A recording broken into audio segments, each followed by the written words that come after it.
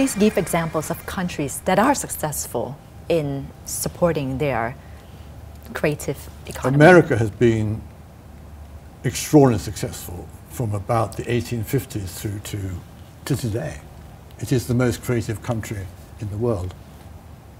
The European countries were very creative from about, well, from the Industrial Revolution perhaps, still to today. China is becoming wonderfully creative. The young people in China, in terms of their art, their design, their video, are wonderfully creative as well. So through history you can see different societies, different cities. It's a city-based phenomenon, have provided the ecologies where people can have ideas, where they feel confident about having it, where they can share ideas, where they can have weird ideas, odd ideas, ideas that nobody believes in, but they are given the freedom, or they demand the freedom to follow them through. And there'll be a high fallout rate, but some of them will succeed. Can you please give me specific examples? Well, my favorite example, because it's often used to justify the opposite cause, is Hollywood. Huh. That's partly because I work in the film business.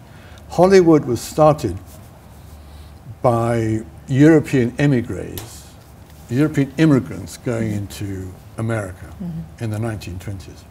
And they went across America as far from the government and from New York City, the center of the media business. We are free to work the way we want to work.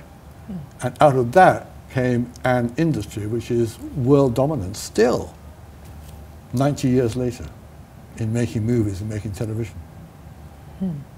That's an example, not a government backing off of the entrepreneurs just evading government. They didn't want government to get involved in running their companies. They didn't want government to get involved in any questions of taste and decency. What about in Europe? Which countries are successful in their creative sectors? I think Britain's very, very, very creative, very successful. France, Italy is one for design. The Nordic countries, very, very small countries that had very few natural resources. They had wood, they had timber. Some of them had oil and gas, but not a lot. And they invented mobile telephones. They had an extraordinary high standard of design. They still do. They invented Skype. They invented Spotify. Extraordinary talented people from countries that have a population about the size of Bangkok. In Asia, which countries are most advanced in the creative sector? I think China is the most advanced. Really? Yes. China? Oh, yes. It sounds very unusual to me because China is Well, 30 pretty years ago, known China would for have been intellectual property rights violation. Yeah, but, you know, intellectual property is important, but it's not the only factor. Art, it's not really important in art. You can have wonderful design without worrying about protecting the design. Movie making, music and television, where you want to make lots of copies, then copyright's important.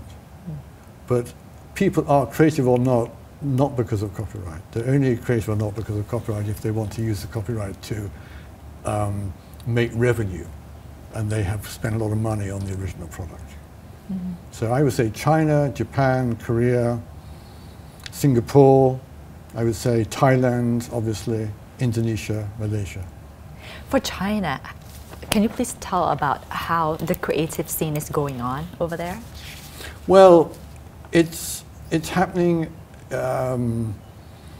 It's happening mostly not in the media, because the media is still subject to very tight control by the party. It's happening in fashion, in clothing. It's happening in design. It's happening in art installations, video art. It's happening in architecture and interior design. It's happening in the bars, the clubs, the restaurants. Extraordinary buildings being built, extraordinary interiors being created. And there's a wonderful sense of freedom and confidence. I know that's an odd thing to say, because they're not free in the way that we regard freedom for the citizen. But they, by comparison, feel free. And freedom is a very relative concept. Yeah? So if you feel free, you feel confident to try out new things. And the economy is growing at 10% a year, and that's very good, because if you fail, it's okay. You can get another job somewhere else. So there's a lot of freedom, a lot of confidence, and a lot of wonderful work being done on a huge scale. You've got 1.3 billion people. It makes a difference. In the same way America had a lot of people, and that's why they became so creative on a big scale. I'm talking here not only about individual creativity, but about the creative economy for which you need scale. That's very important, right? Scale. Yeah, very important. You can have individuals being extraordinary, but remaining individuals. In order to have scale, you need cities that are sophisticated and open. You need a big population. So small countries would find it harder to become creative economy. They have to export. They have to be very good. They have to speak a universal language, and they have to export.